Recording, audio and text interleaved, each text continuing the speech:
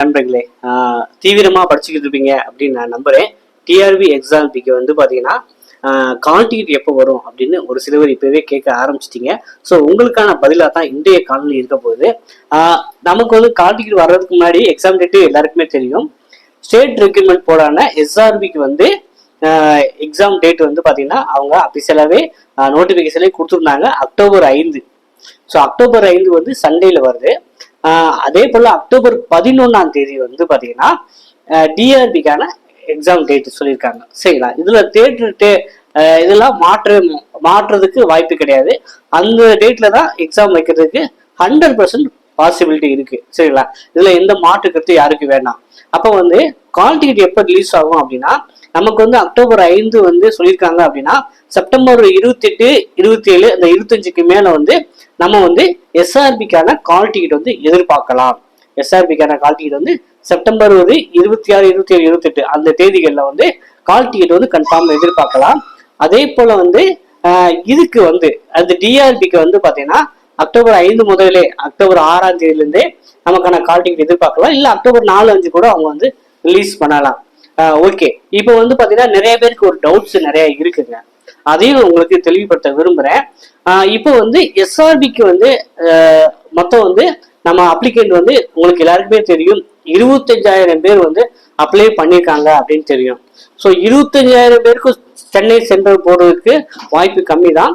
Main சிட்டில அப்ப சென்னை, மதுரை, கோவை, திருச்சி, சேலம் இந்த மாதிரி மெயின் சிட்டில கூட போடுறதுக்கு வாய்ப்புகள் இருக்குங்க. ஏன்னா 25,000 பேர் அப்ளிகன்ட் இருக்காங்கன்னா 25,000 பேருமே சென்னை வந்து எழுதுமா அப்படிங்கிறது நமக்கு வந்து இயலாத கரியாதா இருக்கும். ஏன்னா எக்ஸாமினேஷன் சென்டர் அத்தனை பேருக்கு அவங்க அலோகேட் பண்ணணும்.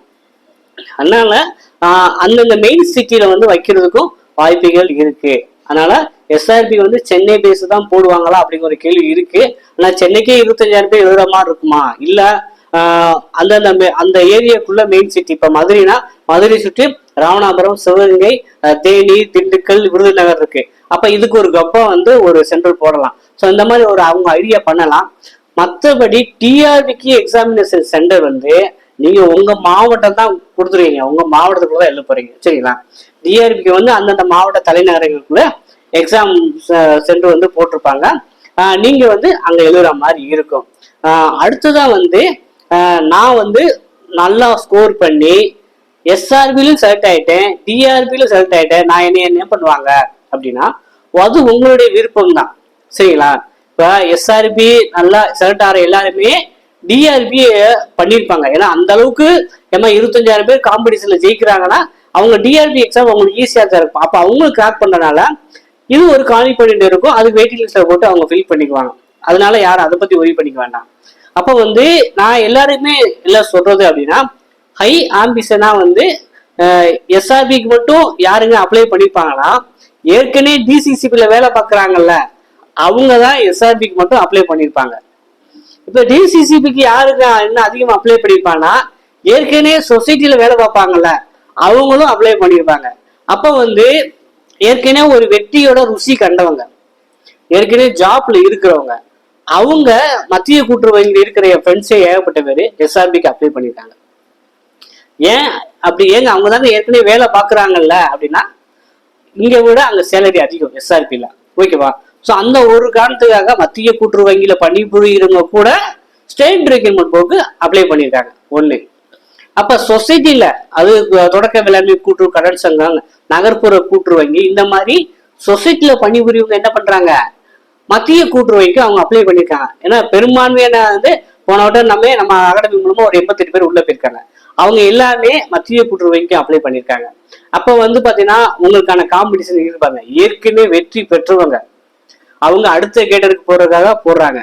அப்போ வந்து நீங்க இப்பதான் அந்த வேலைக்கு போறீங்கன்னா எந்த அளவு நீங்க உழைப்ப போடணும் அப்படிங்கிறத ஒரு விஷயத்த உள் வாங்கிக்கோங்க. ஓகேவா?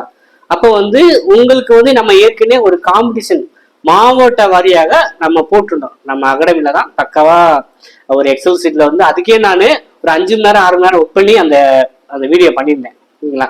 எல்லாருக்குமே உங்களுக்கு விளங்கியிருக்குன்னு நினைக்கிறேன். அப்ப காம்படிஷன் வந்து ஒரு சில மாவட்டங்கள்ல கம்மியா தான் இருக்கு. கொஞ்சம் மெனக்கட்டிங்கன்னா டிஆர்பில நீங்க வேலை வாங்கலாம். உங்களுக்கு ஒரு கேள்வி வரும், டிஆர்பில மத்திய கூட்டுறவுக்கு பணி இருக்கு, சொசைட்டிக்கும் பணி இருக்கு, அதெல்லாம் வந்து அந்த ப்ரிஃபரன்ஸ் ஆப்ஷனே இல்லையே, அதெல்லாம் எப்படி பண்ணுவாங்க அப்படின்னா, நீங்க இன்டர்வியூ போகும்போது உங்களுக்கு ப்ரிஃபரன்ஸ் கொடுக்க சொல்லுவாங்க. நீங்க வந்து அங்க என்னென்ன சொசைட்டி எவ்வளவு பேர் இருக்கோ அதுக்கு வந்து உங்களுக்கு ப்ரிஃபரன்ஸ் கொடுக்க சொல்லுவாங்க. அதெல்லாம் இன்டர்வியூ போகும்போது நடக்கும். அப்ப ப்ரிஃபரன்ஸ்ல எல்லாரோட ப்ரியாரிட்டி என்ன இருக்கும்? நீங்க இன்டர்வியூ போகும்போது இன்டர்வியூக்கு வந்து 1:2 என்ற அடிப்படையில உள்ள போவீங்க. அப்ப இன்டர்வியூ போகும்போது உங்க ப்ரிஃபரன்ஸ் கொடுப்பாங்க. நீங்க வந்து நம்ம எல்லாருமே மத்திய கூட்டுறவுக்கு செலக்ட் பண்ணாங்கன்னா மத்திய கூட்டுறவுக்கு எத்தனை பேர் ப்ரிஃபரன்ஸ் கொடுத்துருக்காங்க அவங்க கட் ஆஃப் பார்ப்பாங்க. அதுல யார் கை மார்க்கலாம் முதல்ல அவங்களுக்கு தான் ப்ரிஃபரன்ஸ் போட்டு மத்திய கூட்டுறவுக்கு போடுவாங்க. இதையுமே வந்து ஒரு குரூப் 4 கவுன்சிலிங் மாதிரி தான். அங்க கவுன்சிலிங் போறாங்க, அது கை மார்க் எடுத்தவங்க முதல் நாள் அட்டன் பண்ணுவாங்க. இதுல இன்டர்வியூ போகும்போது ப்ரிஃபரன்ஸ் கொடுப்பாங்க. அப்போ ஓவரால் மார்க்கை பார்த்துட்டு அவங்க டிசைட் பண்ணிக்குவாங்க. ஓகேவா? ஸோ இந்த டவுட் வந்து நம்மகிட்ட எல்லாருமே கேட்டுக்கிட்டு இருந்தீங்க. ஓகேவா? ஸோ இந்த மாதிரி தான் நடக்க போகுது. நம்ம வந்து கிட்டத்தட்ட வந்து 2023 எக்ஸாம் முடிஞ்சதுமே இதுக்கான ப்ராசஸை ஸ்டார்ட் பண்ணிட்டோம். வருதுன்னு வந்துருச்சு. அப்புறம் வந்து என்ன சொல்லியிருந்தாங்க, என்கிட்ட நிறைய பேர் என்னோட வீடியோ பார்த்துட்டு இவன் வந்து உனக்கு வேலையே இல்லை, வியூஸுக்காக எதையாவது சொல்லிக்கிட்டே இருப்பான்னு சொல்லிக்கிட்டே இருந்தாங்க. இப்போ வந்துருச்சு, என்ன பண்ண போறீங்க?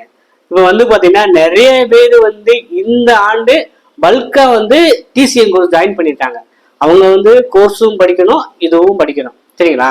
அப்போ வந்து நீங்க வந்து செமஸ்டர் கூட பின்னாடி மெனக்கிடுங்க, அதுக்கு வந்து சர்டிஃபிகேட் ஈஸியா வாங்கிடலாம். ஆனா நமக்கு மெயின் வந்து வேலை தான் வேணும். அப்ப டெய்லி ஒரு 5 hours 6 hours வந்து நீங்க ஒரு பிளான் பண்ணுங்க. மற்ற எது அகாடமி அப்படிலாம் யோசிக்காம நீங்க வந்து எந்த சப்ஜெக்ட்ல நம்மளால ஈஸியா படிக்க முடியும், எந்த சப்ஜெக்ட் எவ்வளவு இருக்குன்னா ஹை மார்க் எடுக்கணும்னு நீங்க ஓன் ப்ரிப்பரேஷனா பண்ணுங்க. சரிங்களா? இப்போ ஒரு 5 to 6 hours கண்டிப்பா படிக்கணுங்க.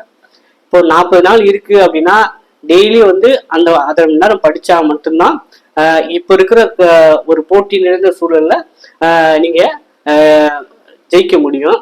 இப்ப வந்து பாத்தீங்கன்னா குரூப் 4 குரூப் 2 நிறைய பேர் மறந்துட்டாங்க. இனிமேல் நமக்கெல்லாம் அந்த பக்கம் போகவே கூடாதா சாமி அப்படி மாதிரிலாம் முடிவுக்கு வந்துட்டு வேற எது அல்டர்னேட் எந்த வழியில போனா நமக்கு வேற ஈஸியா வேலை கிடைக்கும் அப்படின்ட்டு தான் இப்ப நிறைய பேர் வந்து குரூப் 2 குரூப் 4 அஸ்பிரன்ஸ் எல்லாம் இதுல குதிச்சிருக்காங்க.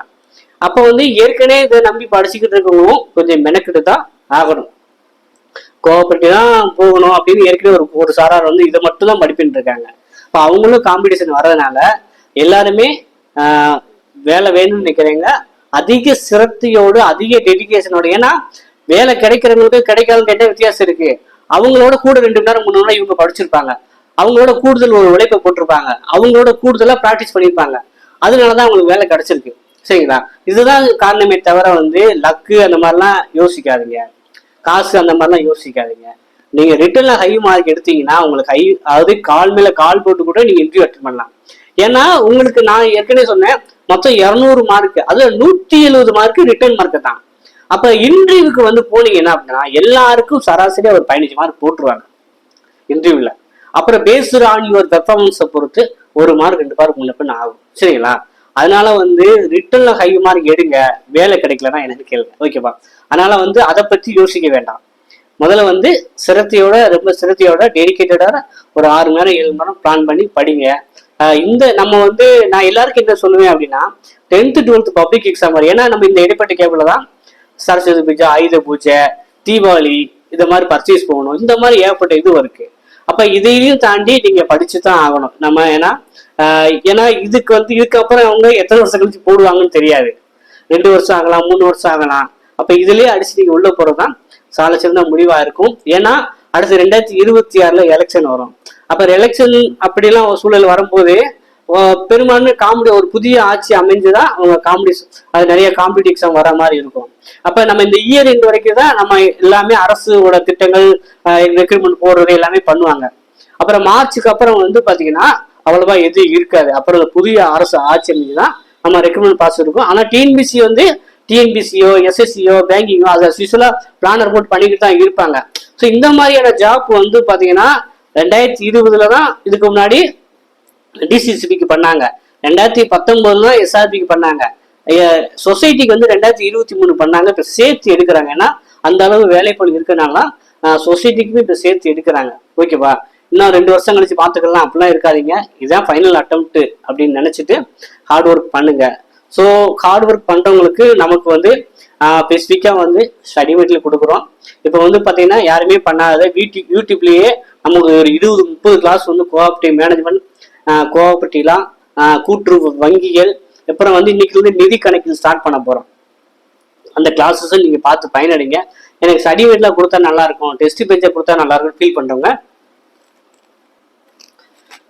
ஸ்டடி மெட்டீரியல் வந்து பக்காவா எடுத்து வச்சிருக்கோம். ஏன்னா நம்ம 2023 பண்ணிக்கிட்டு இருக்கோம். நம்ம ஏற்கனவே சொன்ன மாதிரி 2023 நம்ம அகாடமி மூலமா ஒரு 88 பேர் ஜாயின் பண்ணியிருக்காங்க, சொசைட்டிலேயே வேலை பார்க்குறாங்க.